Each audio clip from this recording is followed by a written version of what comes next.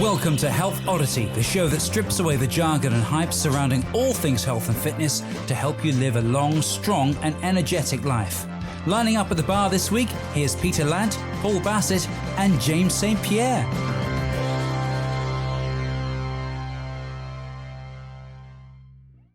You wouldn't let it lie. You wouldn't let me let it lie. Hello, and welcome to the Health Oddity Podcast, episode 15, with myself, Peter Lant. We have the usual suspects. James St Pierre is here. Say hello. Hello. And Mr. Paul Bassett is here. Say hello. Hello. And we have a very, very special guest, all the way from the Shetlands, is Kirsten Tulloch, or LittleTank, as she is otherwise known. How are you doing, Kirsten? I'm pretty good. Nice to be here. Good. Yeah. Well, it's nice to have you here. So, quick intro. I don't know Kirsten that well. I met her once at a Rick Brown Mace certification at the Commando Temple in London about 3.5 years ago. Rick Brown, who we've had on the podcast, who was awesome. And since then, I've been following her in everything that she does. And then she got in touch with me over Instagram about some Indian club stuff, which was pretty cool, considering I only just started. So that felt quite nice. That gave me a bit of a boost. Yeah, so we've just been having little backwards and forwards on Instagram, sharing messages and just talking about stuff. And I've been following some of her stuff, and she's got some very good insights into kind of training and philosophy and much deeper into it. She's obviously done a lot with mindset stuff and everything as well. So without further ado, let's open up the floor. Hopefully these boys have got some questions for Kirsten as well. But yeah, let's just a little bit more of an intro from yourself, Kirsten. Where did it all begin? Okay, well, in a nutshell to begin with, for people who don't know who I am, I've trained for about 26 years. This will be my 27th year, and I've coached for over 20 of them. So I was an international bodybuilder to begin with, and I started competing when I was 17 years old. I was in the figure class in the NABA Federation. That's the National Amateur Bodybuilder Association. Made it to the world by the time I was 19. And then I moved up into the physique class, which is where you're judged essentially the same as the men. It's much more based on muscularity and density. So I got bigger to fit in with that class. I did that when I was in New Zealand. I competed when I lived there. And again, I was selected for the NABA universe when I lived there. And then I became a mum. So when I was 30, I became a parent, and that was when my life and my training changed. So I decided that I didn't want to be a bodybuilder anymore because it's a very intense lifestyle. And I couldn't commit myself the way I'd done up until that point while being a parent. Many people do, but I chose not to. I wanted to step back. So my training kind of sidestepped, and I discovered kettlebells, and that was it. That was the change, and I never looked back. And I think within a year of first picking up a kettlebell, I'd done my first certification directly under Steve Cotter with the IKFF. That's the International Kettlebell and Fitness Federation. And he's arguably the best kettlebell teacher who has ever lived.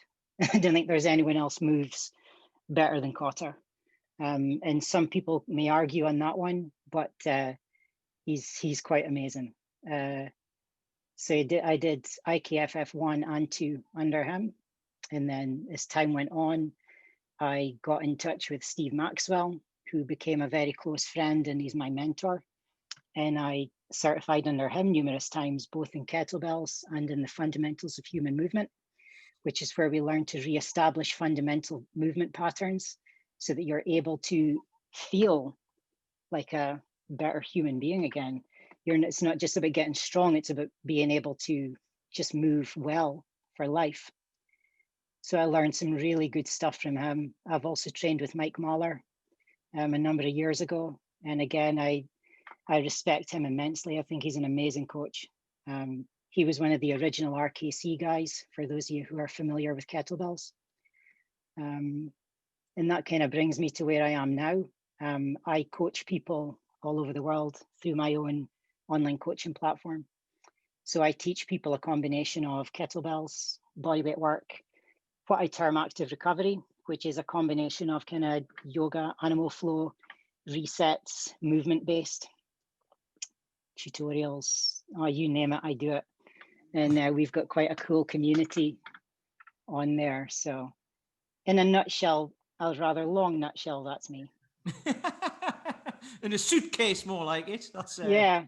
Faulty Towers, isn't it? Can I ask, Kirsten, where did LittleTank come from? Was that something that you've had as a nickname, or something that people have referred to you as for a long time, or where did that first come from? That started in New Zealand, and that was just before I went into the physique class in bodybuilding. And I walked into the gym that I trained in one day, and someone just said, "Oh my God, she's like a little tank." This is someone from the gym shouted it out, and it just stuck. That was it. You know, the girl who was on reception, she said, "Oh, that's awesome. We'll call her that every time she comes in," and they did. Because, you know, the Kiwis, they always do that. Nobody has a first name in New Zealand. You're known by a nickname. I realized that when I lived there. So yeah, there she is. It's Little Tank, or it was LT, and it just stuck. So yeah, that's where it came from. So I'm not a bodybuilder anymore, but it's still what I'm referred to on social media normally. You clearly like living on islands in the middle of nowhere as well, don't you? I seem to have a tendency to do that. I mean, I'm from Aberdeen originally, so I'm used to being around the ocean, being on the coast.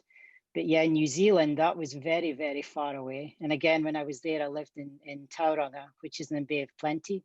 Again, right on the coast. And now here in Shetland, well, there's water everywhere. And you can't go anywhere because there's water everywhere. So I'm just looking, actually, it's 10 to 2 and it's still light outside. That's that won't be long. That's all right, isn't it? That won't be long. But about 2:30 we'll be getting dark. Yeah. So what got you into, like, what made you get into bodybuilding? Because you said why you got into kettlebells and stuff like that, because of like having the kids and stuff. So we can go into that in a bit. But what got you initially into bodybuilding at the beginning, at a young age as well? I was an obese teenager. I was an obese child from about the age of 10, and severely bullied throughout my school life. And when I got to the age of 16, I just realized enough was enough. The only person who was ever going to change this was me. So the first thing I did when I left school, because I left school at 16, I thought, fuck this, I'm out.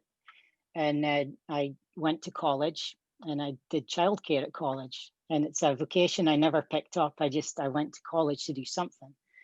But I went and I joined a gym, and it was like, this is it. And I remember walking in, and because my grandfather was a competitive bodybuilder, Olympic lifter, powerlifter, back in the day when these men did all of the above. They didn't have one thing they were good at. They did multiple disciplines, and they would do them in seasons. And so I knew that I had that in my background, and I'd looked at really old pictures of him and always felt really quite inspired. So I went into the gym and explained to the girl who was working on the desk, you know, I want to lift weights. I want to get strong. And she pretty much laughed at me and said, "Oh, no, this is what we're going to do first." And of course, the whole let's do your fitness test and body fat measurement shit and all that kind of stuff. And I did what I was meant to do. And then I didn't listen and went and did my own thing. And I was in there pretty much every day for, oh man, weeks and weeks. And then it turned into months. And I lost a lot of body fat very quickly. And that drew the attention of some of the people in the gym who were involved in bodybuilding competitions and organizing them. And one guy in particular who struck up a conversation with me, I learned had been trained by my grandfather. And my grandfather had started him on his lifting journey. Wow. And then this guy, who's called Stan Main, and he's still a trainer in Aberdeen. He's in his 70s, and he still trains people. And he basically took me under his wing, because I think he said, "Oh, it's my mentor's granddaughter. I'm going to look after her." And that was it. You know, I did one competition with a view of doing one and see where it goes. And then it just became one competition that went on for years. I just kept rolling into the next season, the next season, the next season, until I got what I wanted, which was universe qualification. So just kept doing it until I got what I wanted. Isn't it funny how Mr. and Mrs. Universe and all that are always from Earth? Anyway, no, what I love about that is what you've just said there is that guy who was trained by your grandfather then passes it on to you. Yeah. And he's now still training people in his 70s. Because I've had people, you know, say to me, like, you know, how, like, what are you going to do when you get older? How are you going to, you know, because people think trainers are all dead young.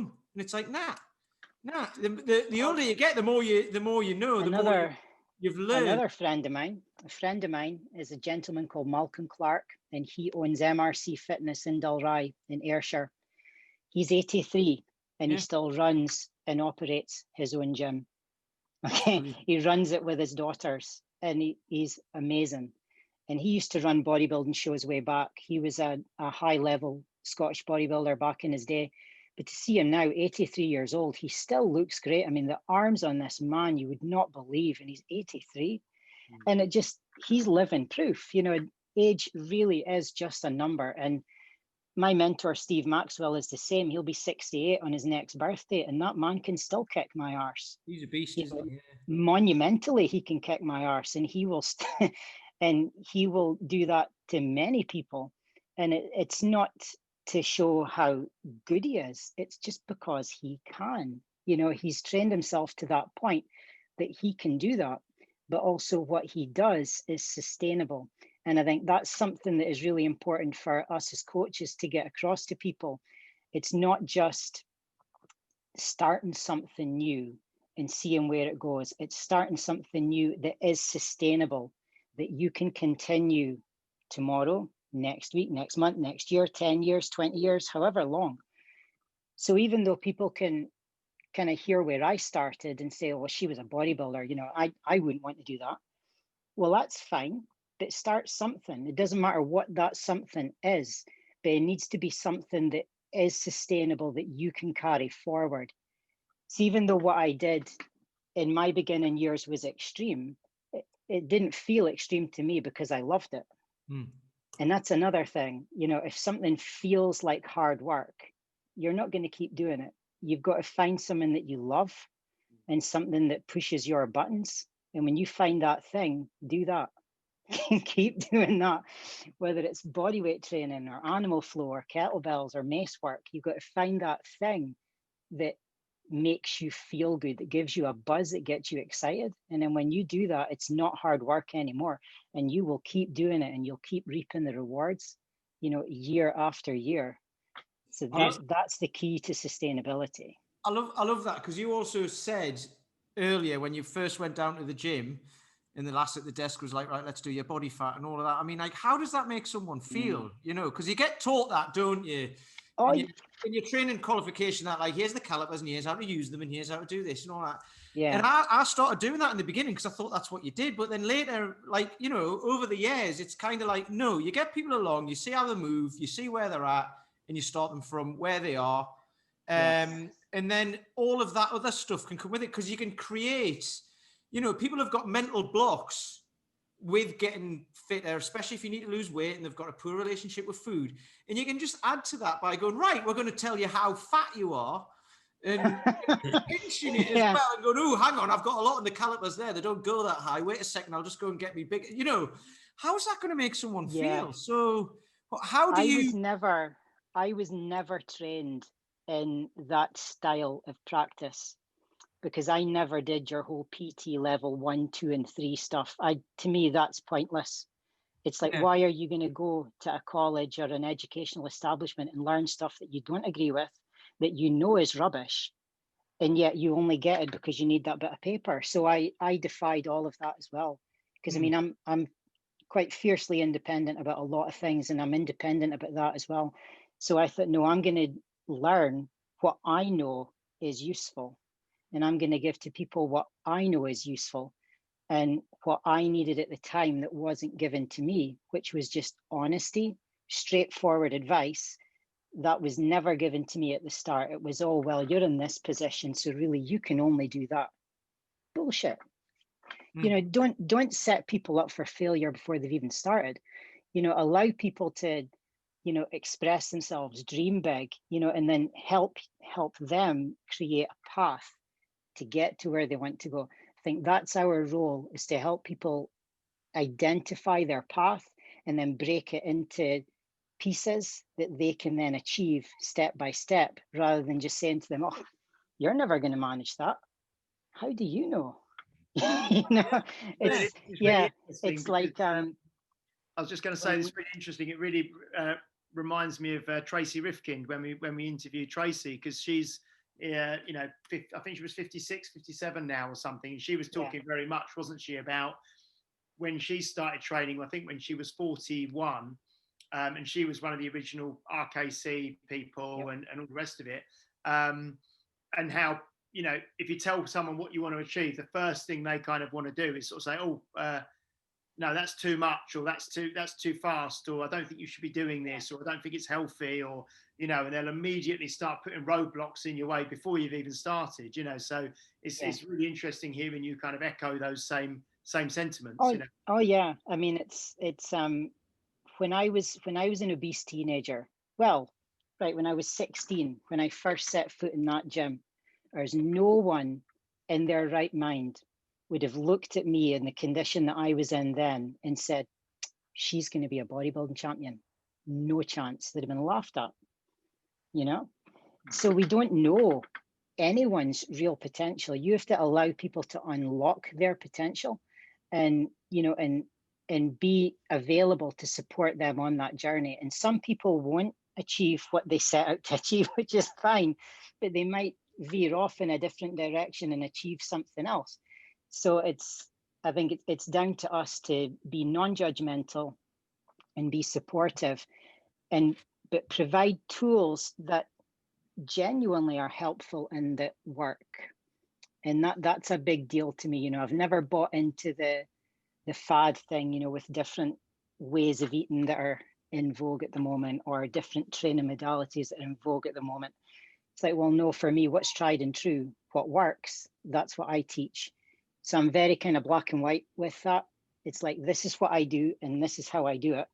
You know, if that appeals to you, come to me. If it doesn't, go and find some fitness influencer on Instagram and give them your money, you know. But if you actually like what I do, come over here. So I'm kind of down the line. Have you always been surrounded? I mean, you say at the beginning there was a bit of kind of there were people who were making judgments about what they thought you could do and things like that. But you also bring up a lot of people who had huge amount of longevity. Take that Jim Ono, who's 83. And often we see people who've been competitive in certain things, who kind of burn themselves out, or they, you know, particularly in bodybuilding world, some people take it to extremes. And there's a lot of very poor advice for young people going into things like bodybuilding and stuff like that. And it seems that you were surrounded by a kind of a legacy of time, that people had kind of maintained their health for many, many years.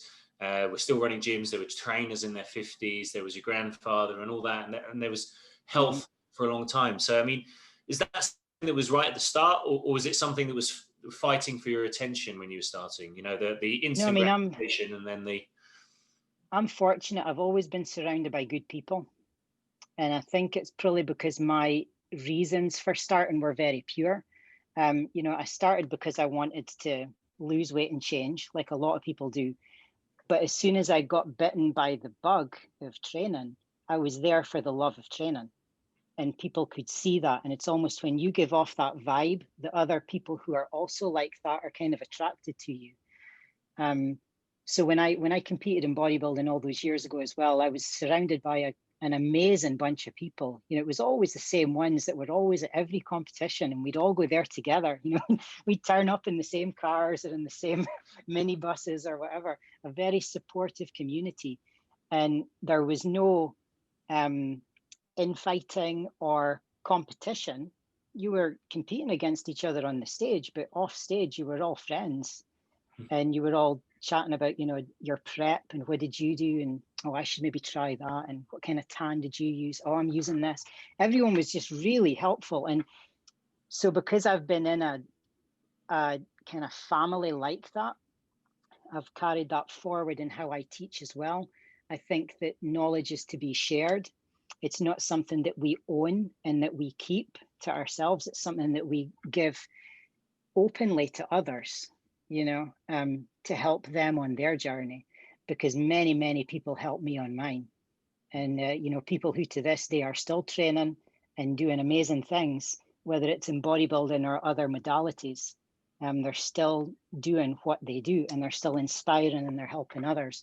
So to me, I'm just doing what they do. I followed them, except I'm in a different field now. One of the things that I would love to talk to you about is exactly what you had to do in order to prepare to the level at which you trained in in your 20s, because there's often a disconnect between this idea of that we start lifting weights, we bulk up very quickly, and particularly with women. And most of my client base is female, and I'm a strength and conditioning coach, and that's what I do. I try and get people strong. It's the kind of easiest route from A to B for most people, given the time they have. But I do have at times a lot of dialogue with people where they are scared of strength and what it will do to their body. And you embraced that and became a competitive athlete. But I'd like to know, because I always say, if you're worried about putting on mass, in inverted commas, you really don't understand how hard you have to train and what it takes to become that level of physique, that physique that you can achieve on the stage is something. It's a very interesting topic, and you'll get this thing from women in every modality. It doesn't matter whether it's bodybuilding or kettlebells or mace training, whatever, you know, oh, I don't want to get too big. It's like, yeah, if only it was that easy, sister. You know, it's like, come on, just wake up. If someone is going to put on extreme muscle mass, that's real effort, man. And that takes planning. And that does not happen overnight. You are not going to go to bed and the next morning wake up and you see a female Schwarzenegger staring at you in the mirror. It doesn't happen. So bodybuilders and the like are focused in their intent and focused in their aim for that particular outcome. And that outcome is for increased muscle size, you know, and density and symmetry and all that stuff that goes with it. So when people say to me, especially women, oh, but I don't want to get too big. No, you mean you're fucking lazy. You know, let's break it right down. You know, the I don't want to get too big is I can't be bothered, but they've put a label on it that says I don't want to get too big. And I know this for a fact because I am a woman and I've trained many women as well as men over the years. And every woman who has ever said that, it's because she's got a fear of work. Okay, that's what it comes down to. It's a fear of work, because under it all, they know that they are not going to get this massive muscular body just by thinking about it. No. So it's like sometimes if a client presents themselves with that to you, you have to face them with their own bullshit and say, well, no, you mean you can't be bothered. Okay, well, what's going to fit you right now? What do you think you want to do that's kind of easy enough?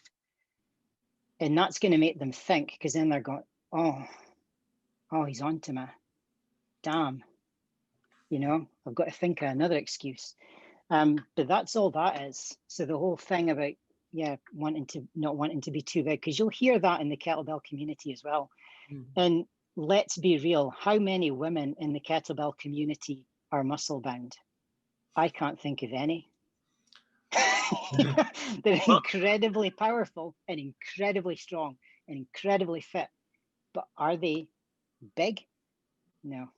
I mean, I was looking at watching a 10-minute long cycle set from a Russian lady for 224s she was using, 224 kettlebell. Quite amazing. Yeah. And, I mean, she couldn't have been more than 65 kilos in weight. She was, I mean, probably less than that, probably bordering on 60. Immense strength, immense. Yeah. And strength does not equate to muscle mass. They're different. And when I was at my biggest in bodybuilding, I wasn't at my strongest. And when I've been at my strongest, you know, I've not looked like I was strong. It's a very interesting dynamic. So I'm fortunate that I've practiced these modalities, you know. So when I was a bodybuilder, I didn't train heavy. I trained pretty light, and I went for volume. And you know, I was very much inspired by Corey Everson, who was a 6-time Miss Olympia back in the 80s into the early 90s. And she always said, you know, she would do, you know, 30, 40, 50 reps per set. This woman was amazing. And it flies in the face of what people would expect, you know, to happen for bodybuilders. You're expected to use heavy weights. No, bodybuilders don't train with heavy weights. Powerlifters train with heavy weights. Olympic lifters train with heavy weights. Strongmen train with heavy weights, but not bodybuilders. Not generally speaking. You know, you'll get some that are an exception to the rule, but in general, that's not how it goes. Even the godfather of strip bodybuilding, Eugene Sandow, he used the light dumbbell system, which was with like 2 kilos up to 5 kilos maximum, and very high reps of 120 reps. Just with the 2. A lot of the old time guys as well were into their isometrics, which again is just, you know, statics, you know. So it's not always been about what we see in the media now. It's come from a very different place, definitely. Fantastic. What have you seen then? That's an interesting one. So because you've been in the industry a decent amount of time, so what have you seen over the last 26 years? What's changed the most? Because let's think, 26 years, what's that? What are we in? 2020, so that's in mid-90s. The biggest change would probably be the advent of CrossFit. You know, it's like when that came in, that changed everything for a lot of people. Because before you had conventional style lifting or bodybuilding style training, and then you had powerlifting. And that was really all people did in the gyms. You were either a bodybuilder or a powerlifter, or you did Olympic weightlifting. And then in comes CrossFit. And that changed the game for a lot of people, because then all of a sudden there was, now we've got all these different modalities and it's in a competition format, and that just threw the doors wide open for people to practice and try different things. So I think if you wanted to pick one thing that's had the biggest impact, I'd say CrossFit, as much as it pains me to say it because I hate it. But you know, that would be the thing that has probably changed a lot. Because you even look at gyms and stuff that are open now that are not affiliated to CrossFit, but are very much in that vein.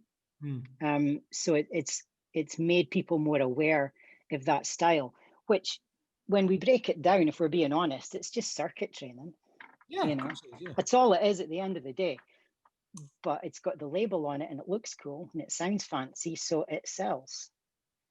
But yeah, CrossFit would be the biggest thing, I'd say. You've had such a big community around you. Where you are now, have you built a community around yourself in the Shetlands, or are you mainly training people online? I did. I used to, before I was purely online, I used to teach classes here. So I had my own little strength and movement sessions going on, and I had quite a lot of people coming along to that. But my main thing for a long time has been online. Because where I live, you know, you're very restricted by your location. And in Shetland, there's only 22,000 people in the whole of the islands. I mean, Shetland is made up of about 100 islands, and you've got 22,000 people across all of them.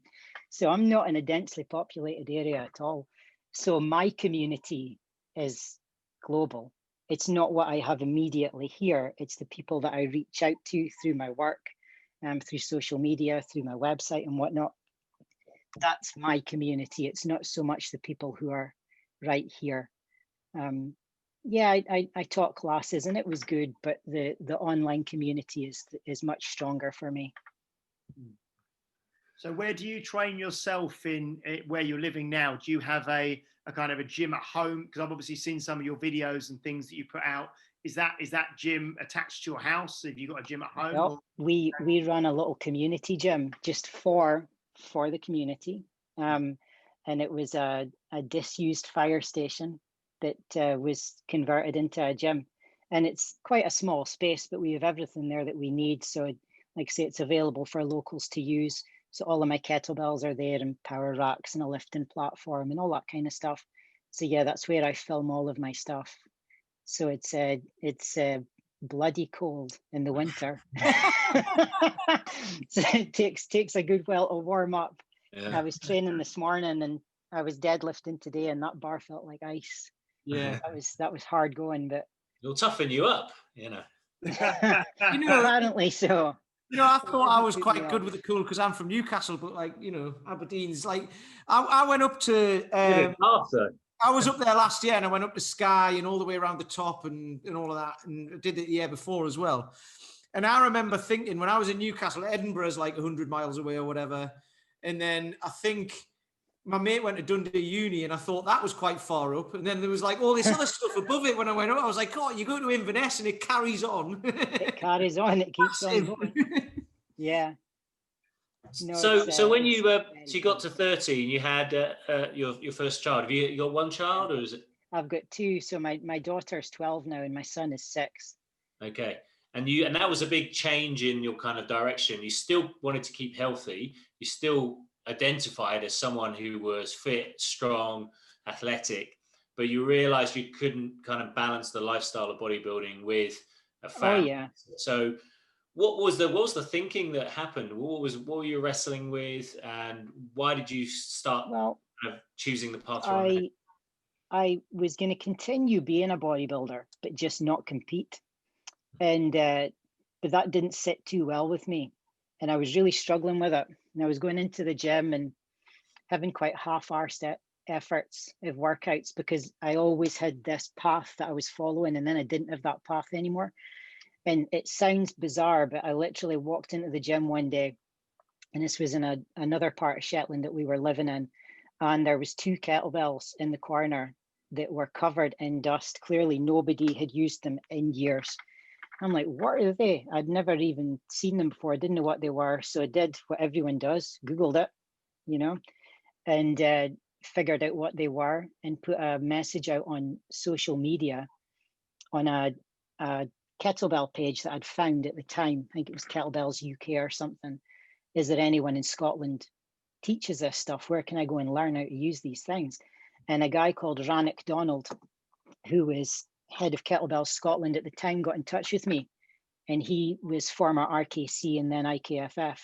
He contacted me and he said, Kirsten, I teach workshops, come down. So that's what I did, and I went and I did his workshops and loved it. And he said, you're quite good, you should maybe think about doing a certification. And I initially laughed. I thought he was being funny, and then I thought about it and I said, yeah, okay, I'll do it. I think about 3 months later, I went and did the first CKT level 1 with Steve Cotter, and that was it. Never looked back. It was quite amazing, but it just started from those 2 kettlebells in the gym. Was that something that you did sort of locally? Was that in Scotland? Did you have to travel to another country to do the certification with Steve? Edinburgh. So yes, I mean, I was living in Shetland at the time, so I had to get myself down to Edinburgh, which is further than you think. People think, oh, Shetland, it's Scotland, but no, it was a long way. Traveling from Norway. Yeah, well, we're as close to Bergen here as we are to Aberdeen. So yeah, but no, that was how I got into kettlebells. It was completely by accident. Just like, what are they? But Rannick's workshops all those years ago in Edinburgh were awesome, and it introduced me to that IKFF community as well, because all the guys there were IKFF, some really, really good guys. And I got in touch with them, and it's like there was my next new family. I had my bodybuilding family, and now, here we go. And then I was part of the IKFF from there on in for quite a while. So that was pretty cool. So was it the training system, or was it the way the tool made you feel? Is it the kettlebell made you feel great? I mean, did it fit? I think it was time, or what was it? It was, the whole thing was a massive light bulb moment for me, because I'd gone into this with years of being a bodybuilder, not realizing how stiff I was, and so some people would have gone along to those workshops that I attended and went, screw this, because there was a lot of things I couldn't do. But I looked at it as if, well, why can't I do that? This is frustrating the hell out of me, but I want to fix it, because I knew that it wasn't good to feel stiff and tight the way I was. So I just took it as a learning journey. So I think it was the mobility aspect, because that was brand new to me, because up until that point in my training life, I hadn't practiced any mobility at all. I didn't even know what it was, wasn't familiar with it, which is really funny now, because mobility is a massive part of what I teach now. But back then it was completely new. So I think the mobility aspect was the biggest thing for me.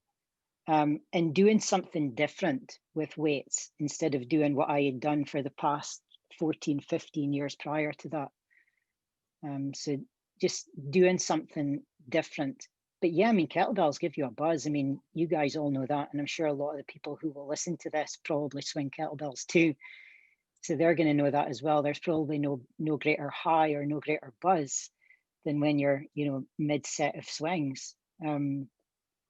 So yeah, it was new and exciting and interesting, and meeting new and interesting people that had all been on different journeys and different backgrounds. I was now mixing with people who were martial artists, whereas I'd not known anyone like that before. People who were strength and conditioning coaches, and not just people who were bodybuilders or powerlifters. So it really extended my field quite significantly. And where did you mentioned Mace a couple of times, and Peter sort of said that you met at a Rick Brown seminar at the Commander. Yeah. What kind of where did you first, or when did you first get introduced to the Mace, and then how did that kind of take you to using it and implementing it and doing the course and that sort of thing? Well, I'd seen people using maces on Instagram, and I just thought it looked kind of interesting, and because I didn't know what they were. It's not something I'd used before. So I ordered one from Woolworths, as a lot of people do, and got this thing. And it's like, okay, how do I use it? And started looking up different people online. And one person that popped up in my newsfeed was obviously Rick Brown. Poltaras Volkowinski, I think he's amazing. I love that man's work, and I follow him a lot. He's a really nice guy, by the way. He's helped me out a lot over the years. He's like 71 or 72 as well, isn't he? He's another one of those. I think he's 72 now. And his movement is quite amazing with the mace and with the clubs. That's a real nice man. And so then I found out that there was going to be a cert happening, and just booked in to go. And again, that's another string to my bow. So, and it just extended my network as well when I went down there, because in the mace community, it wasn't just kettlebell people who were there. There was people from other modalities as well. So again, it opens your mind and opens your eyes to different people and different things that people are doing, and ways of implementing different training techniques. So how are you using, you've got such a background. I mean, it's this huge kind of library of knowledge that you've acquired over the years from loads of different areas, from bodybuilding, kettlebells, you name it. I bet you've explored it, movement, stretching. Oh yeah. How are you kind of presenting that to your clients? Your clients coming to you now because they know what you do, or are they just looking for someone and they come across you and then you're trying to find the best route for them? I mean, how does your kind of coaching work for well, I developed a very clear and structured path, because what I saw was lacking for people who are looking to improve is structure. There's loads of options out there for, getting fit, getting strong, whatever online, but there's not really anything that says, this is the path you need to go on and we need to do it this way. There's plenty of people saying, well, if you do this, this is the answer to everything, but do this, this is the answer to everything. No, I've come in and I've said, well, this is me. I have done all of these different things, but I now maintain and sustain everything and continue to improve because I follow this path. So I developed a structure where we practice part of the week we have kettlebells, part of the week we have body weight, And every day we have resets, like original strength resets, but it's stuff that I'd learned from Steve Maxwell as well, with the fundamentals of human movement. And every day we practice joint mobilization. Once a week, we will do floor work, which I term active recovery. And we fit it into a timetable where everything makes sense. So we've got our strength work from our kettlebells. We're also getting strength work from our body weight work, but it's at a lesser intensity. Okay, and that's important because a lot of people will start doing something and go hell for leather with that one thing and then wonder why they burn out. So I provide structure, and I think that's probably the biggest key to the success of how I work, is that people aren't winging it with me. It's not just, well, I feel like doing this today, but I'm not quite sure. No, it's, this is on the plan today. This is what we are doing. So we keep everything structured so people get stronger, they get more mobile, they get more flexible, their energy improves, and they get leaner. And that leads to very happy people. And what kind of people are coming to you? Are they pretty driven individuals, or are they kind of professionals? I mean, how are they? How do? Oh my God! And anyone and everyone. If I could kind of whittle it down and nail it, I would say the people who come to me are busy people, you know, who just need to be strong for whatever life throws at them. So, and that could be any of us out there, but there are a lot of people that are put off by starting a protocol or a plan because they genuinely don't feel they've got enough time, or they don't know how to make the time. So the work that I do is quite time efficient. My workouts are usually 20 to 30 minutes, start to finish, but we do something every day. So it's learning to prioritize yourself for 20 to 30 minutes every single day in a structured format leads to long-term and sustainable results. So I'm not asking people to give me an hour of their time. I'm not even asking them to give me 45 minutes of their time. We're taking it right down. And what I found by doing that is it works. You know, we're doing enough to get results. We're not going so far that people are burning out, or we're not going so far that people are getting bored or feeling overwhelmed, or that they don't have enough time, because everyone can give 20 minutes. That's really good, that, because from what I get when people come and, like, I've got like a month-long challenge that people do to kind of introduce them into what I do. But then when I give them a program after that, they think they've got to do loads. They've got to do like an hour-long session or whatever. And I'm like, no, you can train, because people will be like that. Well, if I train, I need to have a day off and then train the next day and then have another day off and all that. And it's like, well, depends how you train. You can train every single day, but as long as you don't overdo it, and you can do 20 minutes one day of, I don't know, swings or whatever, and then you can do some resets or whatever, some mobility. I mean, that, because that's how I like to work with people, and I think you're the same by the sounds of it. So what do you do about the equipment people use? Because I'll get people using kettlebells and clubs, maces if they've got it, and I'll help them use that. And the way I do it, I put a video up yesterday about like movement snacks, because people think they need the structure. Well, there is a structure, but they think they need it. Like, I've got to warm up to do this and blah, blah, and all that. And I've got to find that time within my day, and the kids are running around and all that. And it's like, right, if the kids are over there doing something, you can go and pick your club. I mean, your clubs are in the background there, right? You can go and pick them up and swing them around for 5 minutes and then put them down, and you've had some movement. That's your movement snack. You've done 5 minutes of exercise. You know what I mean? It's like, that's what I do. I mean, mine are just over there. My mace is in the corner over there. Everything's lying around. Paul's got his kettlebell there. You know what I mean? It's one of those things, and people are like, that seems a bit extreme. And it's like, is it these things on, like, you know, they don't take up much space. You know, you wouldn't even notice those clubs in the background. You know, so what do you say when people come in with that? Because their perception is like, I need to do so much work. And it's like, no, you don't. And actually, you need to rein them in and say, just do this. Oh yeah, yeah. I mean, well, one of my members said to me quite recently that, because she'd resisted working with me online because she'd worked with me in person before when I lived elsewhere, and she just said, I can't possibly get, you know, from online from what I would be with you in person, so I'm not even doing it. And then she was one of the people that gave me the most glowing testimonial ever, saying, you know, you completely turned my thinking around. She said, I admit I got that one wrong. You know, she said, I'm working harder now because I know the session is only 20 minutes. I don't have to, you know, fit in an hour out of my day. I don't have to commute to the gym anymore. I don't have to do all these things that were taking more time out of an already busy schedule. So, and I think that's something that's very interesting and has come about out of lockdown as well, where more and more people started to train at home. So it's, well, if you're now going to train at home, what are you going to do that is going to give you maximum results in quite a short amount of time? That means you're not eating into the rest of your day, especially if during lockdown you're having to school your children, you're still having to work from home, and you're doing all of these things. You've still got to practice self-care.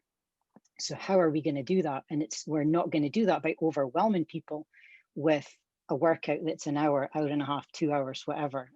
Nobody's going to buy into that, you know. But what can we do that works? So it's not just what will people accept. That's the big thing, because I'm not just going to give people something just because I think they'll take the bait. No, that's just so not me. It's got to be what works. What would I do myself, or what do I do myself quite often? And that's a 20-minute workout. You know, we'll get it done, and we don't need a lot of space to do it. So currently all I work with is kettlebells and bodyweight within my site. I've got some mace fundamentals for people who are interested. That's more of a beginner's intro to the mace. But my main thing is kettlebells and bodyweight, and we keep it there. And I do that on purpose because I don't want to overwhelm people with the need to have all kinds of equipment. You've got yourself, you've got a kettlebell or bells, great. Now we'll get it done. And then I make sure they get it done because I do the workout with them. I film all my sessions. Like, I've got 300 workouts on my website right now, and I lead them all start to finish. Every bloody one. So, and that goes from, we've got all different types of, you know, kettlebell, 10-minute, 20-minute, 30-minute challenge, ladder, bodyweight, 10, 20, 30 challenge, ladder, and so on. So they're all categorized. And then I have a monthly planner for my people. So every day of the month, we have a different workout in the box. You know, oh, what workout is it today? Go to the planner, click, oh, okay. And if they don't want to do that, then they'll go and choose another one because we've got 300 anyway. So, but that's how I do it. So I film myself doing these workouts because that's how you generate community as well. I'm not just going to tell someone, go and do it. No, I'm going to do it with you. Okay, we're doing a 40 seconds on, 20 seconds off workout for 20 minutes with the bells. And we're going to do this, this, this, and this. Right, here's the timer, bang, off we go. And I'm doing it with them. So that incentive is there. It doesn't matter that I'm on a screen. I'm still there, you know. And also my people communicate with me through messaging systems as well. So we have like our messaging community. So they'll communicate with each other how they're getting on with the workouts or if they're having any issues. So there's that accountability built in there as well.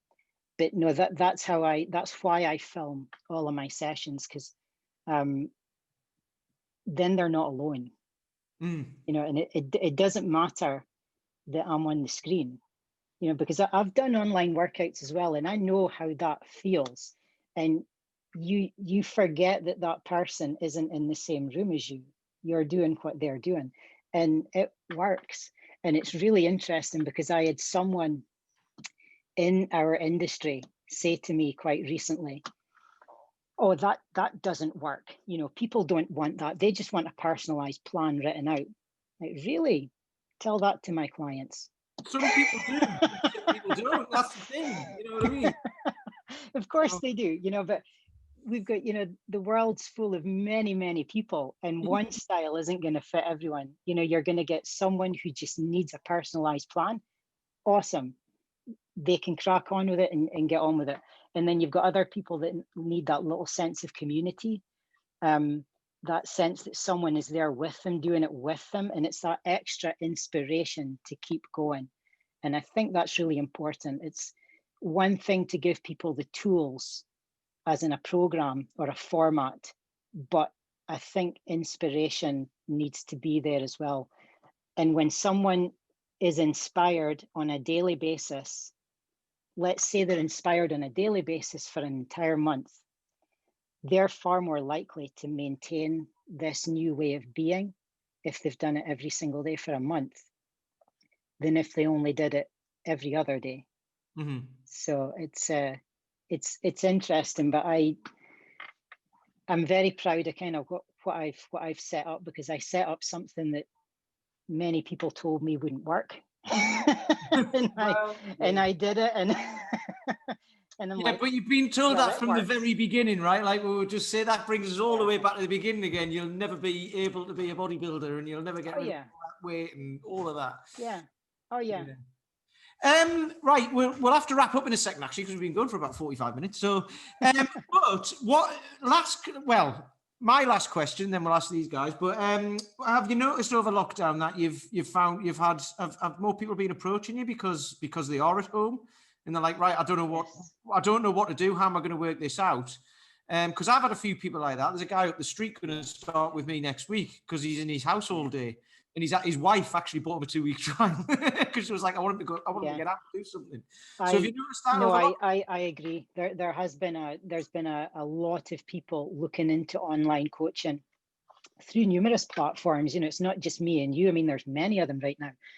And you see all these, you know, I often refer to, you know, deluded kind of people saying, I'm doing free stuff on Zoom for my members. It's like, oh, please stop. You know, you've got to set something up that is real, that is tangible, that is going to work long term, not just something that's a knee-jerk reaction to the current climate. You know, so stuff that's a knee-jerk reaction doesn't work because it's not set up from a pure place. Whereas if we want to set up something that helps people, whatever is going on in the world, that's going to work. You know, whether there's a lockdown or whatever. You know? You see, my opinion on that is everything isn't going to go back to normal. It's not going to go back to the way it was. So people are going to do stuff online. Online isn't necessarily the be all end all, because I like working with people in person. I work with my guys in the park, and I love that, and that's going to stay like that. Because if I don't do that, I'm in the house too much. But businesses are good. Like, there's a lot of businesses in the future are going to have people working at home, regardless of whether they want to or not, because they're going to have shut down their offices and all of that. Like, maybe it's like 5 or 6 years down the line that'll change. But I think from like next year, for the next couple of years, that's going to happen. So there'll be a whole load of new philosophy out there of people saying, I want to train online because I'm at home and I can't get down to the gym, which I used to be able to do from work on the way home or whatever. So, you know, that's kind of, at least like you've set yourself up to be able to take advantage of that. Not take advantage of that, but provide a service for the people who want that. Well, if there was ever a time to do it, it was probably the right time. You know? Yeah, absolutely, yeah. But that's where the difference between offering like free stuff online, you know, while it's happening, it's like brilliant. But what happens in a year's time? That'll not be there anymore, and we will. You know what I mean? So it's like that's why it's a good time to do this, I think, because people are changing the way they do stuff.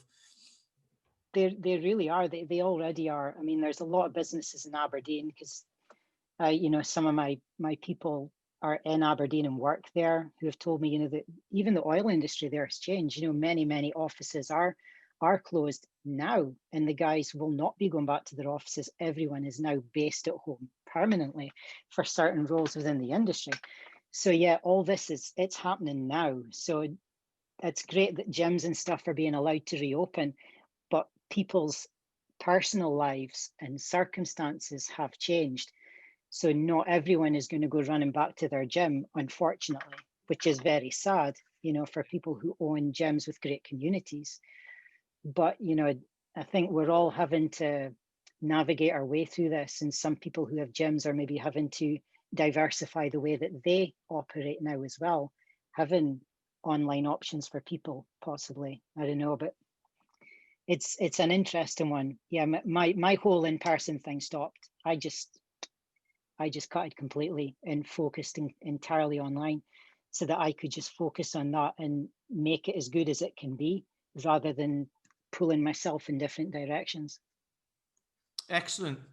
And Excellent. I was just going to ask, sorry, I was just going to ask Kirsten, and do you find as well, like I found myself certainly during the first lockdown and the more recent one, where you've been, I mean, you're obviously very remote sort of geographically anyway, but where you're 100% online now, has that allowed you to focus more on your own kind of training and your movement, and you've got that kind of love for not that you would have lost the love for it, but you know, you've got more, you're not being pulled here, there and everywhere and doing sessions from, you know, 6 a.m. till 10 o'clock at night, and you're not going to a gym. Yeah. Has that allowed you to focus your own mind more on your own training and your own business as well? Well, when it comes to my own training, I'm incredibly selfish anyway. And so my own training like ranks right at the top of every to-do list I will ever write. My own movement practice is right at the top. And that's what I try and get everyone else to do as well. Prioritize your movement. If you get it done, great. Now you can get on with the rest of your day. So my training didn't suffer at all during the whole lockdown period. If anything, I was even more busy because that was when I was setting up my website and stuff and filming an awful lot of content. So I was filming so much. I was probably training even more than I normally would be. It was pretty insane, actually. So you had a lot of people who were very bored over lockdown who just did not know what to do.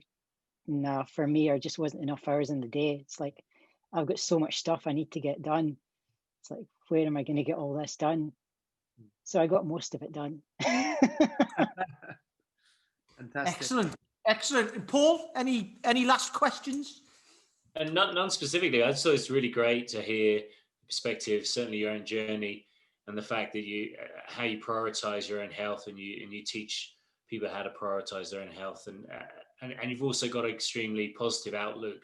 Based, you know, we're constantly thrown very negative rhetoric, whether it's around the COVID crisis or personal health, things like that, and you've got a really positive perspective on it, which is great to hear. And it's always good to speak to other trainers because we've not met before, because it's one of the reasons why I got into this industry, is to surround myself with people who think differently, who have explored not only movement and strength and stuff like that, but also personal development.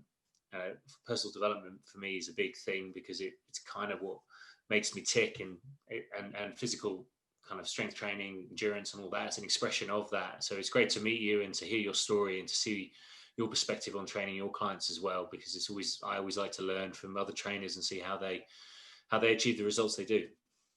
Yeah, thank you. It's mindset is a massive thing. And I think as you get older in this industry, I mean, I'm in my 40s now, we have a greater appreciation for the mindset aspect, and we're able to help people with that side of it as well. I think when you're younger, you're not able to do that because life hasn't been hard enough on you yet. when you're younger, it's, yeah, you know what I mean? So it's like when you get older and you've gone through the mill with different things, whether that's relationships, businesses, birth, deaths, marriages, and all that kind of stuff, you have an empathy that a lot of other people don't have, and an ability to resonate and understand with the issues that people are presenting you with. And that's the thing that, as I've gotten older, is incredibly important. You know, people are incredibly capable and incredibly able to do a lot of the things that we give them. They just don't think they are. And they don't think they are because of things they've been through. So sometimes you have to help people to unpack that stuff out of their head. You almost become a counselor. You know, you let them unpack that stuff and you say, okay, well, that's over there now. Now get on with it. You know, and then they just come back in with a fresh perspective. You know, the mindset thing, it's very interesting. I could talk for hours about mindset. I mean, it's stuff that me and my team have discussions about this online quite often, and I'll post videos and do blog posts about mindset and how it affects you, and importance of prioritizing your well-being and stuff like that. It's all tied. There was a thing I heard, there was a podcast I was listening to the other day, and the guy in it said, talked about post-traumatic stress disorder, and he said he reframed it on himself as post-traumatic growth, and I've never heard that before. I think that's brilliant. Interesting. You can go one way and get the straight, you know, like obviously a lot of people will because they see things, Yeah. and like especially in the military and all of that. But some people can take that and say, no, here's what's happened, and here's how I'm going to grow from it as well. And I learned that for myself a few years ago. So pretty much anything that happens to me now, I'm like, right, how can I use that now to progress? Because I've learned something. Well, it's looking for the opportunity in everything, you know, whatever it is that is thrown at you. For example, if you get injured, you know, I'll give you a real world example. One of my team has got sciatica, and it's been the bane of her life for years. Okay, flared up again. She's seeing a chiropractor, getting fixed, and all that stuff. But there's a lot of things she can't do right now because he's doing his work on her. And while he does his work, you know, we can't be making her do overhead squats with a 24-kilo bell. You know, that's just not going to happen right now. So rather than her get despondent and down because she felt, oh God, I'm gonna lose it here, I'm not going to keep going. I said, no, it's fine. This is an opportunity to focus on your core strength. Yep. Just like that, turned her around. All it took was that one thing. And I sent her the links to the different workouts I wanted her to do that are on my site because she's a member. So, and I said, there you go. That's your homework for the next 2 weeks. There's your workouts. She was fine. That saved her in that moment, just flicking that switch and turning her mindset around. She'd seen this injury or issue as it was going to derail her again, because over the years it had derailed her multiple times from different things that she'd started and not been able to finish because she didn't think she could. I said, no, it's fine. It's no big deal. Okay, you can't do that. You can do this. And when you come back, your core strength will be so much better than when before you had this injury. You're going to go back in stronger than you left. I said, it's fine. You got nothing to worry about. And she was like, oh, this is great. So she's messaging me every day. Oh, I've just done that workout again. Oh my God, that was brilliant. I can really feel a difference in my core. I'm like, yes. So we've taken the focus off of the injury, moved it onto something else. She's fine. She's getting on with her normal life. She's not depressed. She's not feeling despondent. Whereas normally that would have led her down the path of depression, made her probably quite difficult to live with for her family, and made her feel awful and set her completely back, you know, by 4, 5, 6 paces. But as a result, she's going to come out of this ahead of where she stopped. So it's teaching people how to flick that switch in their head. It's like, yeah, it's a bad thing, but let's turn it around and do it this way. Yeah, I had that recently with my finger. My finger, I always bring it up. I'm always looking for an excuse to go on about my finger. But anyway, I ended up training a lot of legs, you know, instead of. We have to hear about the finger at least once per episode. Well, I was thinking we could do a podcast on it. We could take it from the beginning. I could take you about the story right from the start. I think you should just cut it off. And 10's too many anyway. You don't need 10. You know, you're just being greedy. But don't let me forget about it next week. I'll tell you about how it's doing. No. We'll open with your finger next week. Yeah. Yes. So, just before we go, so next week we're going to be talking about what to do over Christmas. But Kirsten, that has been brilliant. Thank you very much for coming on. Have you enjoyed yourself? I have. It's pretty cool. It's been a while since I did a podcast, so that was nice. Yeah. Good. No, it's been great to have you on. And we're pretty much set, like, you know, everyone we'll have on has been great. So hopefully we'll be able to get you back on again in the future. Talk a bit more about the mindset stuff and everything, because we've heard your story all the way through how you work with people, but the mindset stuff's really good as well, because we haven't really gone massively into that, have we, on any of the other podcasts as well. So that's good stuff. It'll be good to see your take on that if you're up for doing that in the future. Mindset's that's a minefield, that one. You can go down that rabbit hole and never come out. Exactly. Well, I think that's what you have to do. Once you get into it, you're in it for life, aren't you? It's like heavy metal. Once you're in it for life. Have you got a mullet that we can't see? I haven't, but I used to. I've posted a picture of what my hair was like when I was 17. It was down to my arse. Anyway, my Pantera days. I used to be into Pantera, so we do share that. It's for life. So anyway, right. So if anyone wants to find out more about LittleTank and about Kirsten, how do they go about finding you, Kirsten? Well, if you give us your links and blah blah blah, and then people attach it. So if you want to tell people how they can find out more about you.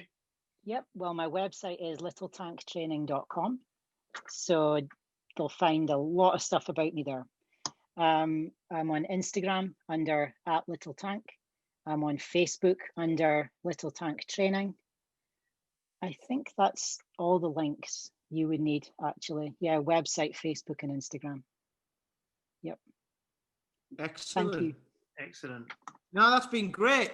Right then, Paul, say goodbye. Goodbye. James, say goodbye. Goodbye. Kirsten, it's been a pleasure. Thank you very much. Thank you. You're welcome. I'm glad you've enjoyed yourself. Say goodbye to everyone. No doubt you'll hear from some people in the future. Take care, everyone. Yeah. And we'll see you next week on episode 16, which is all about what to do over Christmas. Thank you for listening. We appreciate you all. You've been listening to Health Odyssey with Peter Lant, Paul Bassett, and James St Pierre. To get your regular fix of hype-free health, you can subscribe and leave a review wherever you get your favorite podcasts. You can find out more on today's and other topics at healthodyssey.com or find us on Facebook or Instagram by searching for Health Odyssey.